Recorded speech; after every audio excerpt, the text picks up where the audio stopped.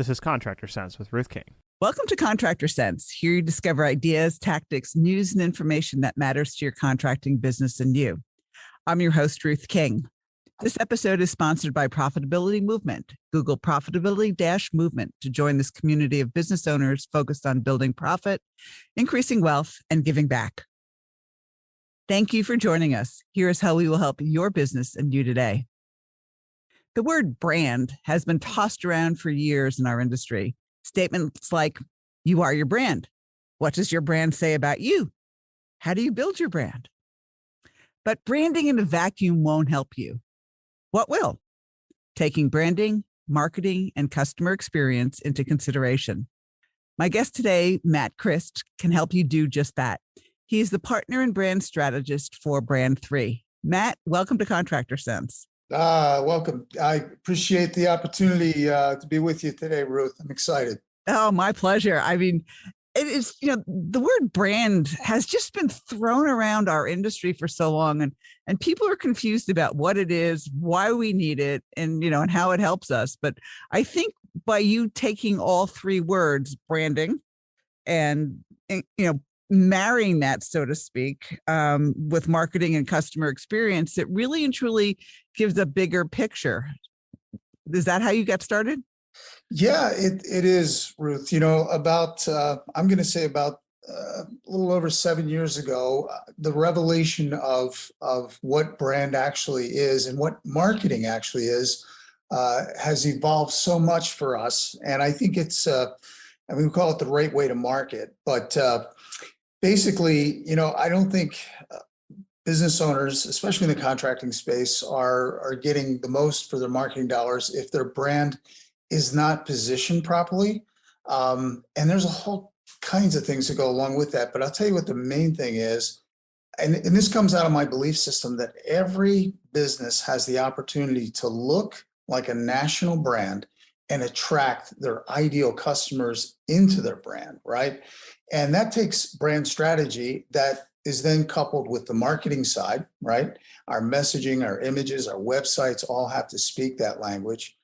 And then the last piece is customer experience. And we've learned over the past, again, 4 or 5 years, how valuable it is, not just to respond to customer experience, but to actually design customer experience around a specific thing, which is our brand promise. So when we do all three of those together, we've been getting phenomenal results, especially in the contractor space. So the 5-star Google reviews aren't enough. No, they're not actually.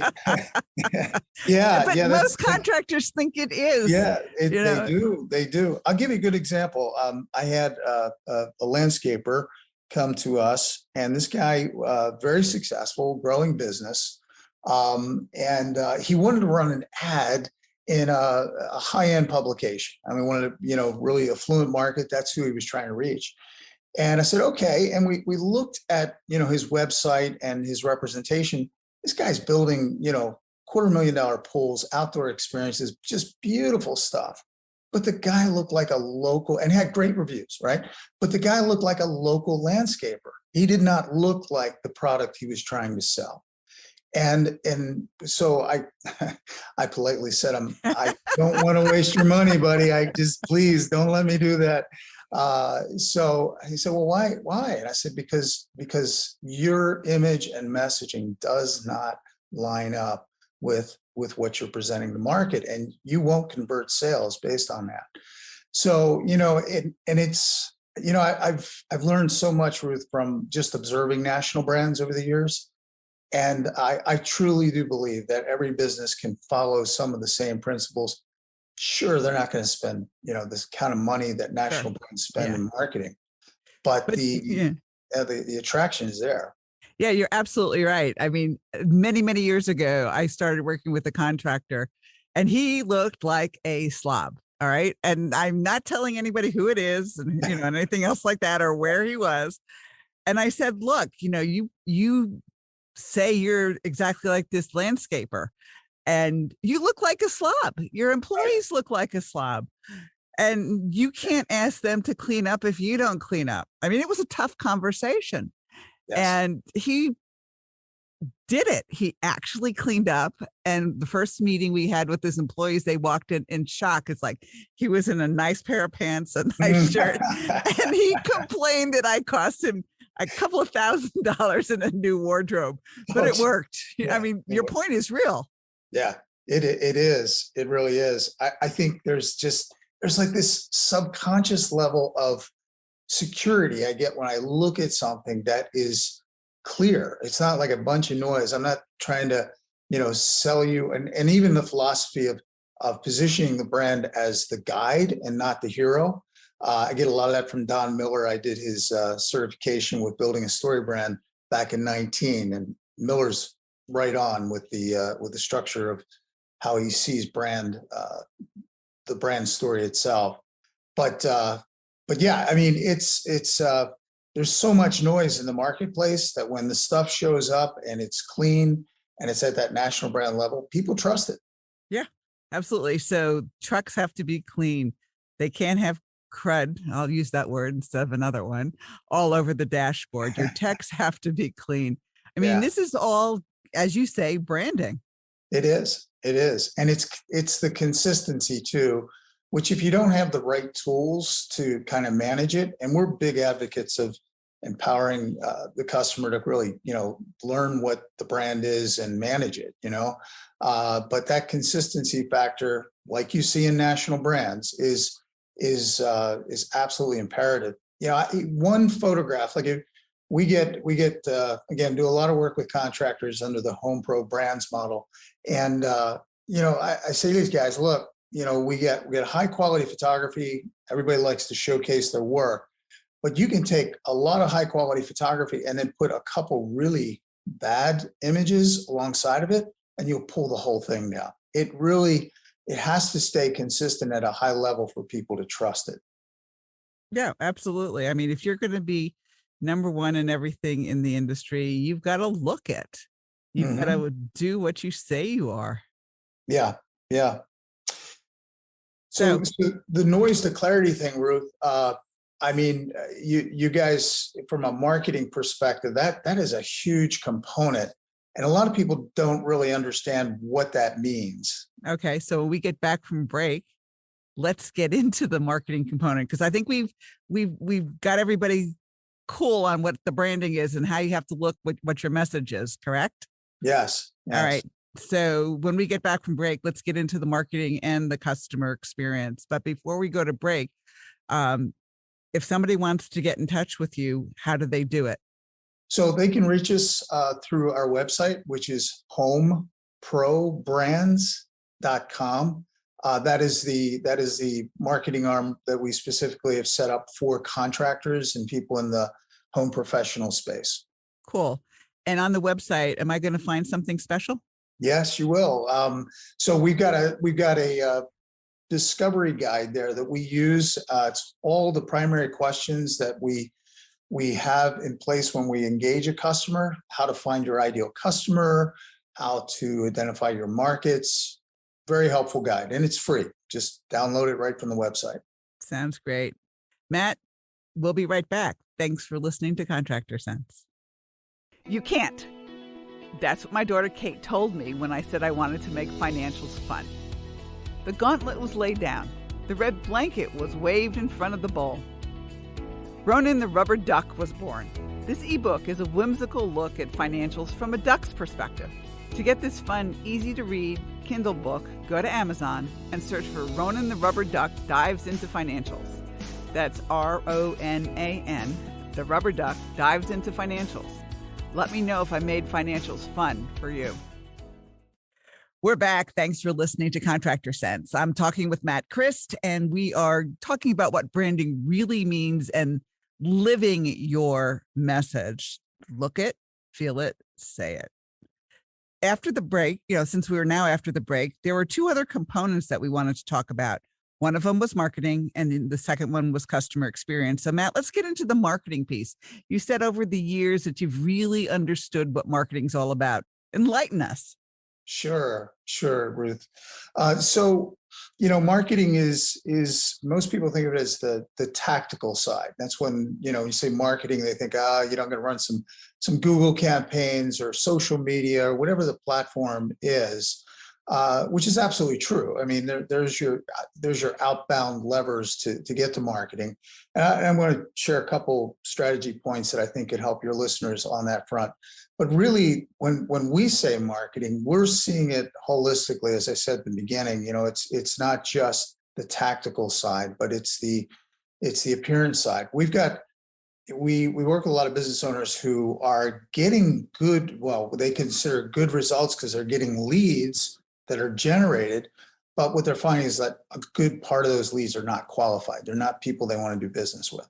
And I say to people, well, okay, how can we position your marketing so that you're getting more of the people you want? And again, that reverts back to the brand positioning piece. We've seen huge numbers change on the marketing side in terms of conversion, close sales, appointments, all the way down the line when we reposition our brands to align up with that marketing message.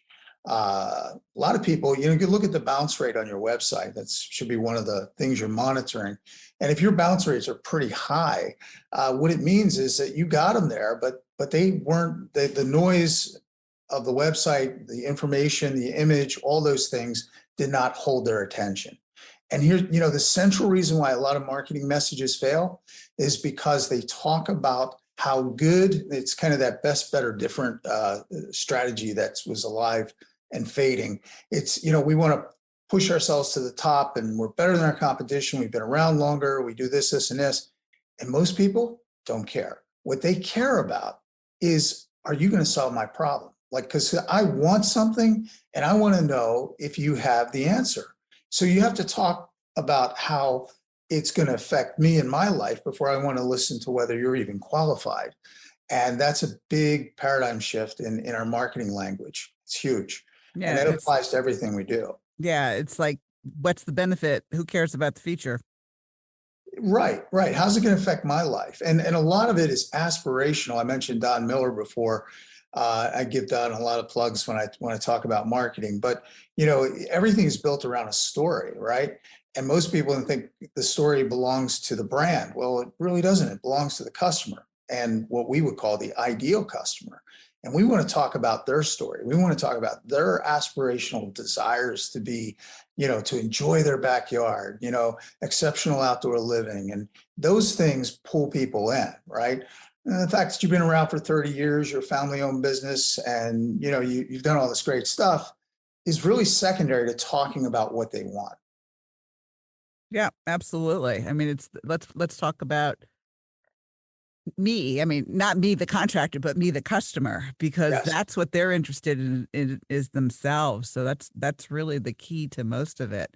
All right. So we're going to market first, looking at the benefits and what's in it for the customer. Then we'll worry about, I've been in business for 30 years. I'm family owned. I'm locally owned, da, da, da, da, da, da.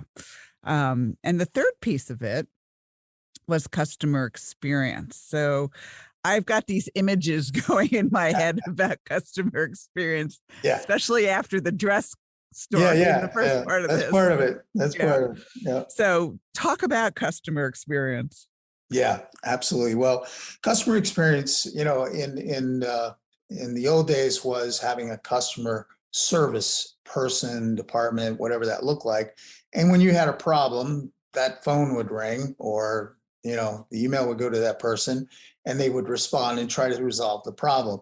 Well, those days, Ruth, we all know are over, because when customers have problems, they don't come back to you. They go right to media. That's when your reviews and your stars get tarnished in the process.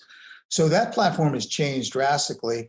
And so has our way of dealing with customer service. What used to be service, we now call it experience. So what your contractors really should be doing is looking at the end-to-end experience that your customers are having with your brand.